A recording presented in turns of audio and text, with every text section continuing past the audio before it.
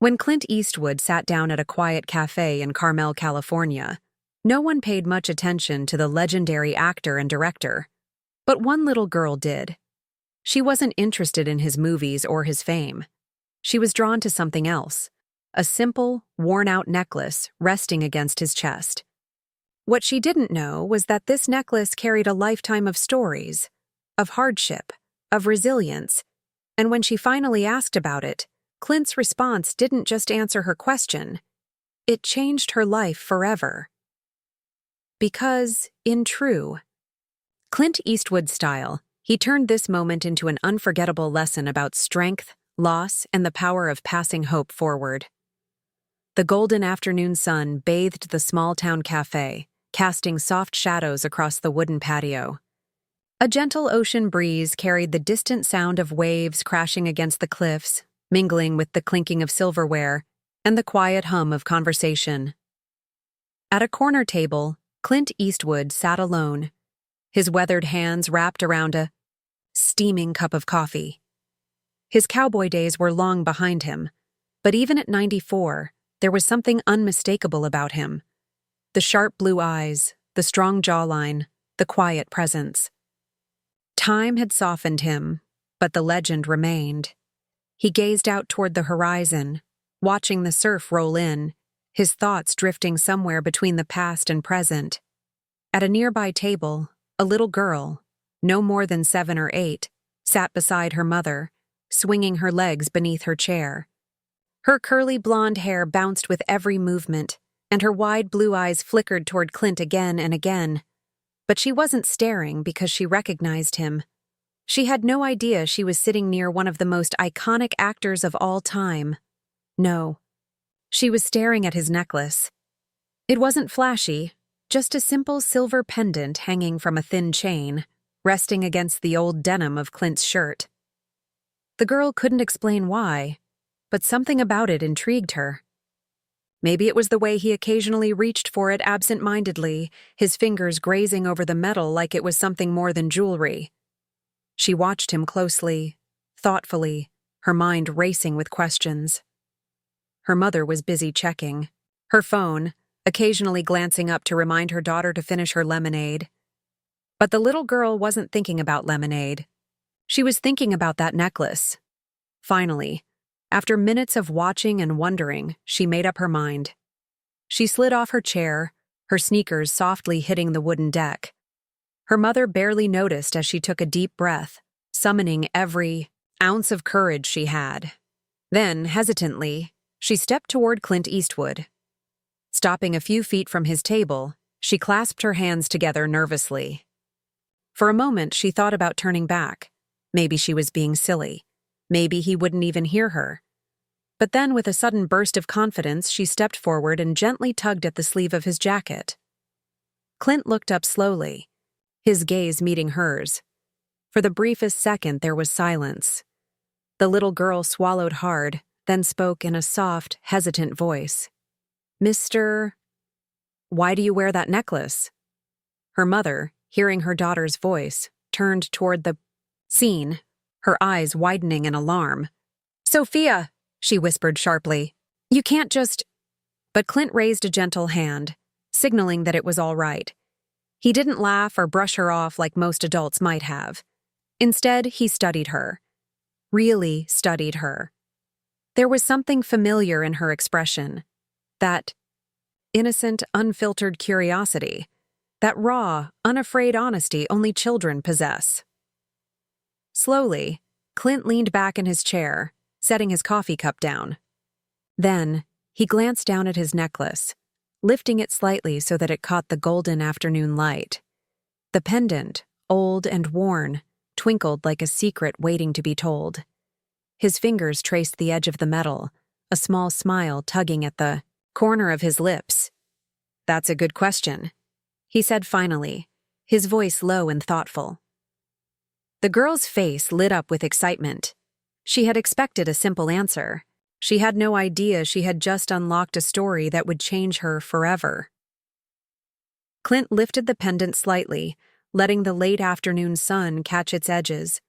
The silver was dulled with age, the metal worn smooth from decades of being held, touched, and remembered.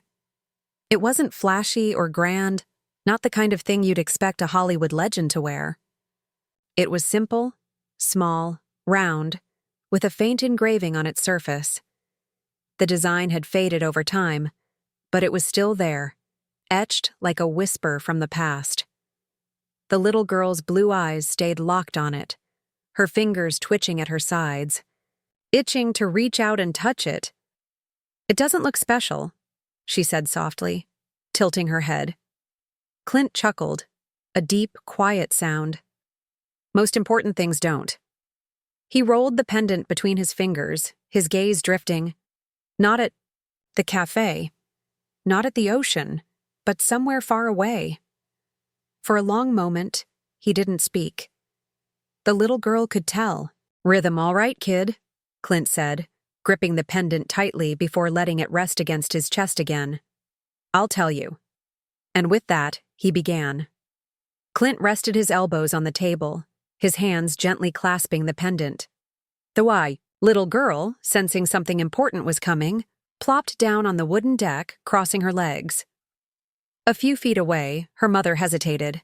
She wasn't sure whether to pull her daughter back, to apologize for the intrusion, or to let this moment play out. But then she saw it. Something rare, something unexpected.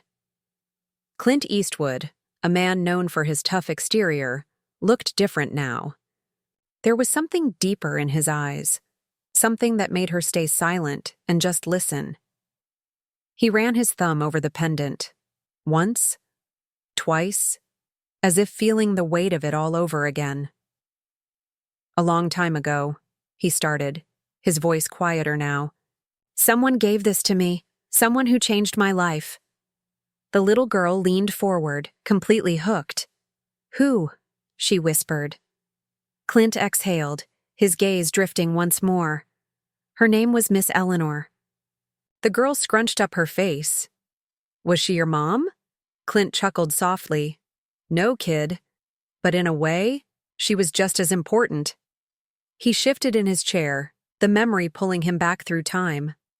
"I was just a boy," he continued. "And times were tough. Tougher than you'd ever believe." He told her how he grew up during the Great Depression, how money was scarce, food even scarcer, and survival meant learning to go without. The little girl's face fell. She couldn't imagine a life where dinner wasn't always on the table. "People don't realize," Clint said, his voice almost distant. "Some kids back then didn't have shoes. Some didn't have homes. We lived on whatever we could get." The girl's eyes widened. "Did you have a home?" Clint hesitated, then nodded. "Sometimes," he said simply. He told her about how his family moved constantly, chasing work wherever they could find it. Some nights, they had a roof over their heads. Other nights, they didn't. And in the middle of all that, there was Miss Eleanor. "She was my teacher," Clint said, a small nostalgic smile playing on his lips. "But she was more than that. She saw something in me that no one else did." The little girl sat up straighter, hanging on to every word. "She gave me this necklace," Clint continued, lifting the pendant slightly. "Told me to keep it. Said it would remind me that no matter how hard life got, I was strong enough to get through it." The little girl blinked, staring at the pendant like it had just become something magical.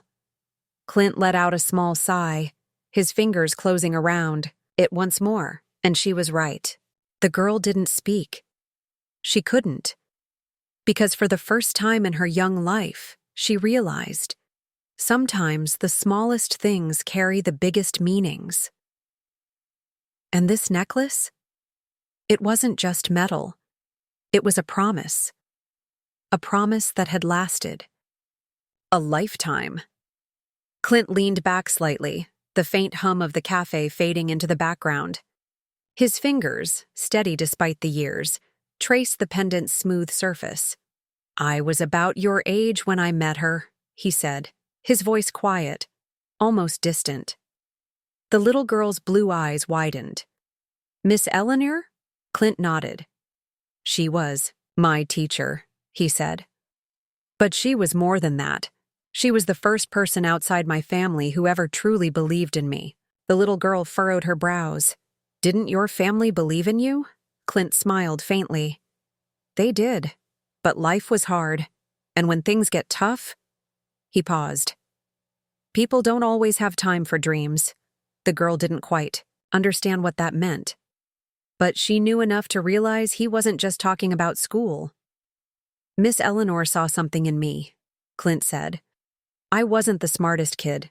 I wasn't the fastest. But she told me I had something else. The girl tilted her head. Means you don't quit, Clint said, his voice steady. No matter how tough things get. The little girl sat up straighter, nodding as if she understood. So she gave you the necklace because she thought you had grit? Clint's eyes softened. Not exactly.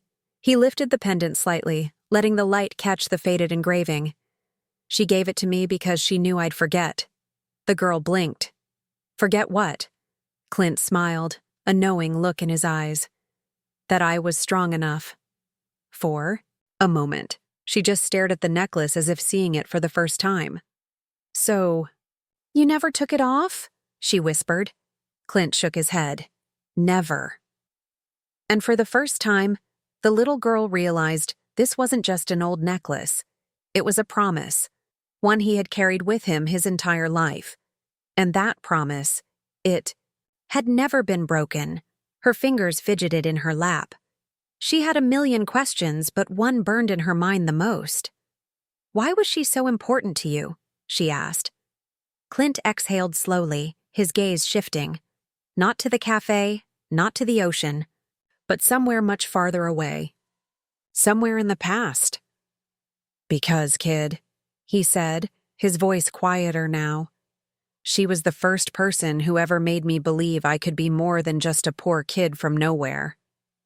The girl's small hands gripped the edge of the table. Were you really poor? She asked, her voice barely above a whisper. Clint nodded. More than you can imagine. The cafe faded around them as he spoke.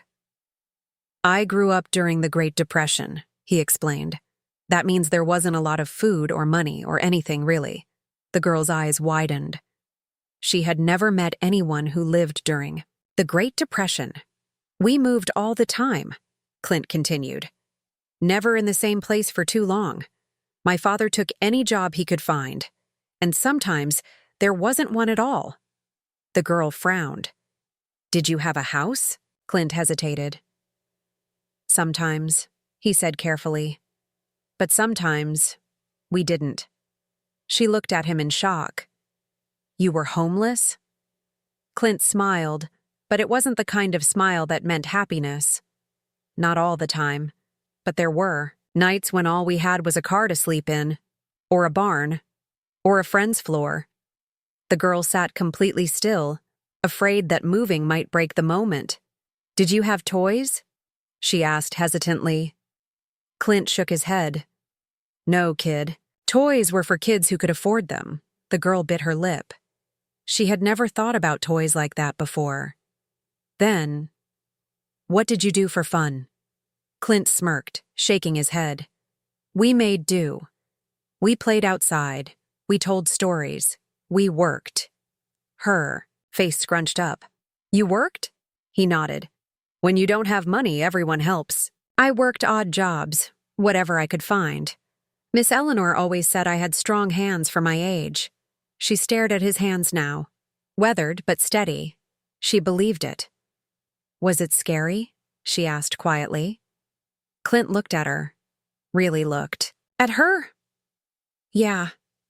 The girl's throat tightened. She didn't know why, but her chest felt heavy. Then, how did you get through it? Clint smiled, lifting the necklace slightly. Grit. And with that, the little girl understood. She wasn't just listening to a story. She was listening to a lesson, one that had carried Clint through an entire lifetime. And deep down, she knew. It was a lesson she'd never forget. Clint's fingers traced the pendant once more, as if feeling the weight of Miss Eleanor's words. All over again. The little girl sat motionless, her breath caught in her throat, Her wide blue eyes locked onto his. "Miss Eleanor was different," Clint said, his voice steady but distant, as if the memory had transported him back in time. "She saw something in me that I didn't see in myself." The little girl's brows furrowed. "Like what?" Clint smirked faintly. "Potential." The girl tilted her head. "What's that?" Clint chuckled, the deep, quiet laugh of a man who had spent a lifetime understanding that very question. "It means she thought I could be something more than just a kid with empty pockets." The girl blinked, absorbing that thought. "She told me not to let where I came from decide where I was going," Clint continued. "She said that being poor wasn't a life sentence. It was just a chapter." He smiled faintly. "And chapters change." The little girl nodded slowly. She didn't fully understand, but she could feel the importance of it. Clint exhaled, his gaze fixed on the pendant.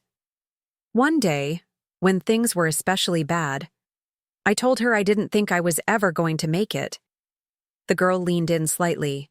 "And you know what she did?" She shook her head. Clint lifted the necklace again, letting it rest in his palm. "She gave me this." The girl's breath hitched. She said, "Keep this, Clint. And when life gets tough, remember, you are stronger than you think." The little girl gasped, her tiny hands pressing against her chest. It wasn't just a necklace. It was a reminder. Promise. A lifeline for a boy who had nothing else to hold on to. Clint smiled faintly, watching her reaction. And she was right. The waves crashed softly in the distance. The go. "Something bigger. I wanted to act." Clint exhaled. "But that's not an easy dream, kid. It's a whole lot of people telling you you're not good enough." The little girl frowned. "That's mean." Clint smirked. "That's life." She thought about that for a second, then nodded. She was beginning to understand. "Every time I failed, every time I got knocked down, I thought about taking this necklace off. Thought maybe I wasn't cut out for something bigger." His voice lowered slightly, his grip tightening around the pendant. "But then I'd remember her words." The little girl swallowed hard. "You are stronger than you think," she whispered. Clint nodded slowly.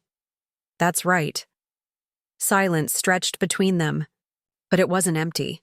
It was full of everything he had been through, everything he had fought for. The little girl blinked rapidly, trying to stop the tears forming in her eyes. Clint noticed and smiled gently. "Ah, come on now. Don't go crying on me." She sniffled, wiping her face quickly. "I'm not," Clint chuckled. "Good, because this story isn't over yet." And somehow the little girl knew. Neither was hers. For a moment, she sat still, her fingers tightening around the edge of her dress. She had been listening so intently, hanging on every word. But now, something shifted. She hesitated. Clint noticed. His sharp blue eyes, weathered by time and experience, saw it before she even spoke. The way her shoulders tensed, the way she suddenly looked down, the way her little fingers started twisting at a loose thread on her dress. She wasn't just listening to his story. She was remembering her own. The cafe noises faded into the background. The ocean waves crashed softly, a rhythmic heartbeat. In the distance, finally, in the smallest, quietest voice, she spoke. "My dad had a necklace too." Clint didn't say anything. He just listened. The girl swallowed hard, blinking fast as if she wasn't sure she should continue. But the words pushed their way out anyway. He passed away last year." Her voice wavered on the last word. Clint sat back slightly, his expression unreadable. But his eyes softened. The little girl sniffled, rubbing her arm absently. "I miss him." There it was. The words she'd wanted to say for so long. The words she'd never really spoken out loud, because grown-ups always tried to make her feel better right away. They always said things like, "He's in a better place," or "It'll get easier." She didn't want it to get easier. She just wanted him back. Sometimes, she took a shaky breath. I feel like I'll never be happy again. Clint let the silence settle. He had heard that kind of pain before. He had felt it before. And he knew better than to fill it with empty words. Instead, he simply nodded. A small, quiet motion. Because he understood. Because some kinds of pain never really go away. The breeze swept gently through the cafe patio, lifting the edge of the white tablecloth. A couple laughed softly at a nearby table, their voices distant, their worlds separate from this moment. Clint tapped his fingers lightly against his coffee cup, then looked at the little girl. Really looked. At her? I lost people too, he said, his voice low, steady. And I know this. When someone loves you, they never really leave. The little girl sniffled, her small fingers. The little girl clutched the fabric of her dress, her fingers twisting as if holding herself together. Clint lifted his hand and tapped 2 fingers lightly against his chest. They stay in here. Her lower lip quivered. Slowly, she pressed a hand over her heart, as if testing his words. Clint nodded. That's the thing about love, kid. It doesn't disappear. It doesn't just stop. It stays with you. She wiped at a tear rolling down her cheek. She wanted to believe that. Really believe it. Clint sighed, shifting slightly in his chair. I won't lie to you. Missing someone, that never really goes away.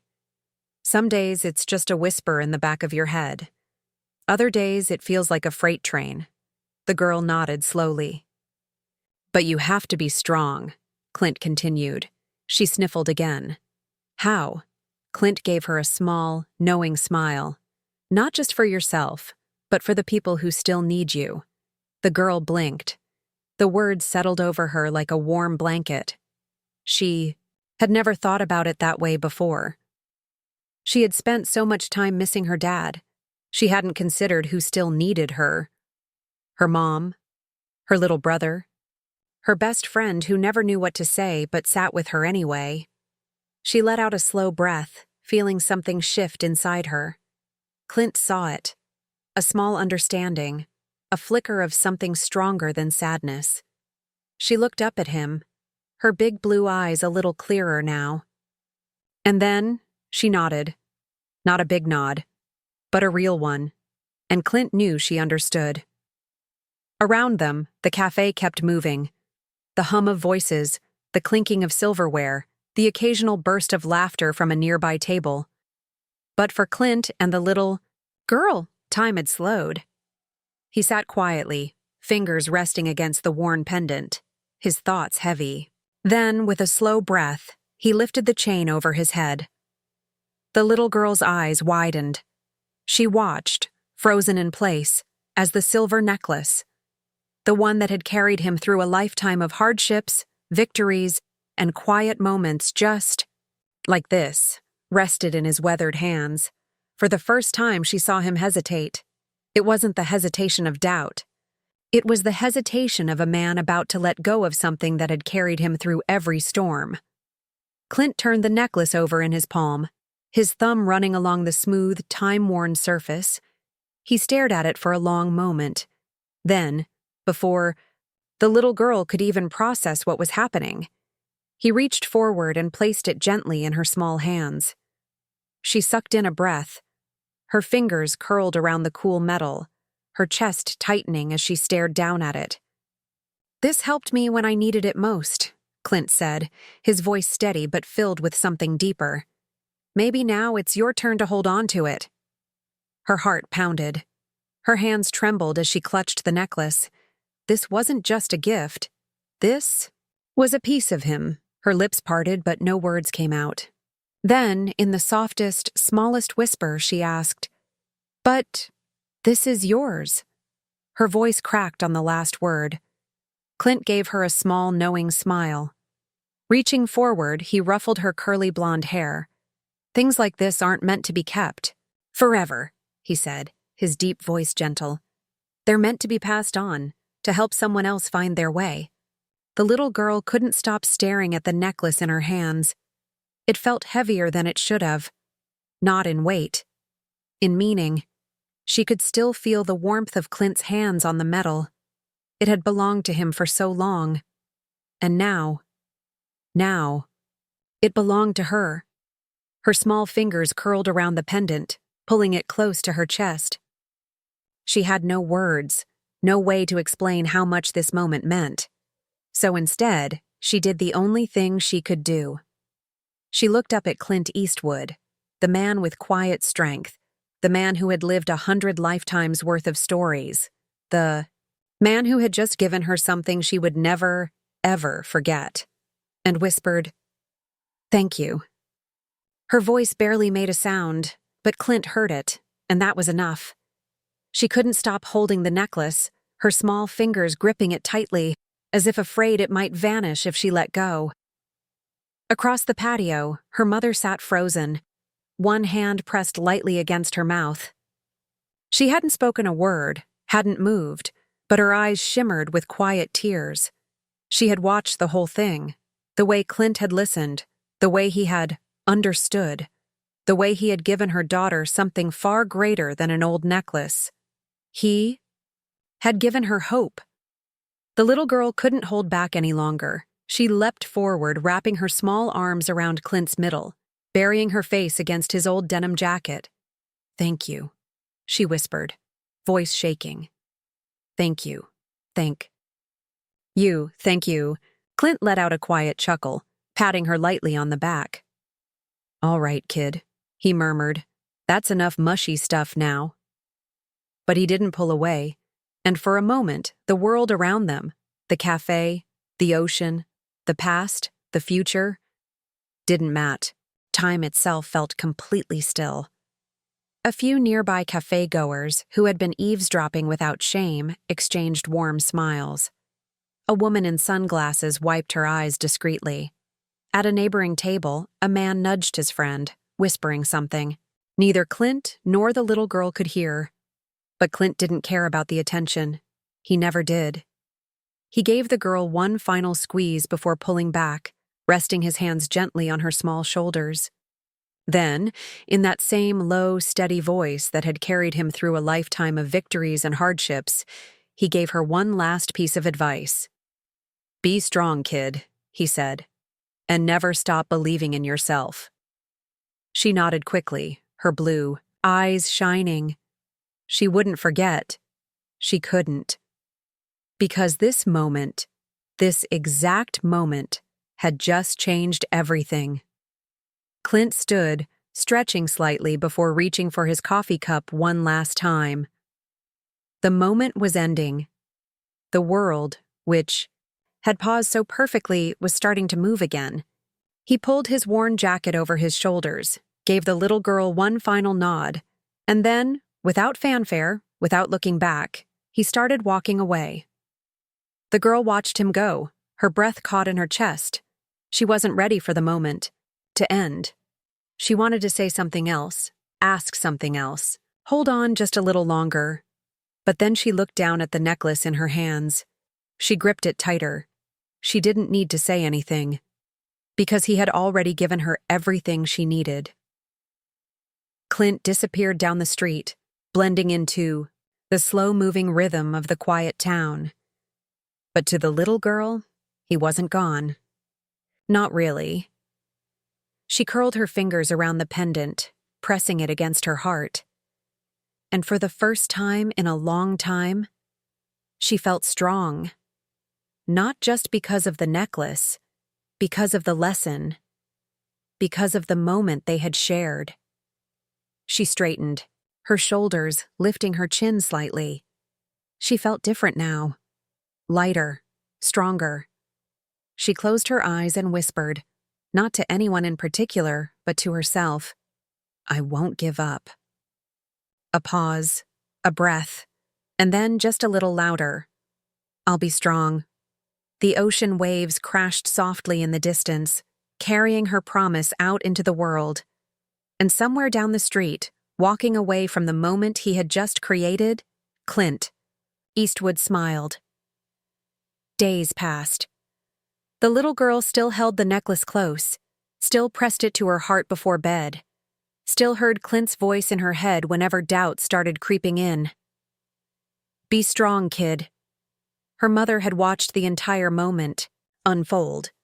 She had seen something rare, something real, and she knew this wasn't just a memory to hold on to. This was a story that needed to be told. One evening, she sat down at her laptop, hesitating for only a moment before she started typing. She wrote about the cafe, about how her daughter had been drawn to a quiet old man in the corner, about the question, the story, the gift, the lesson.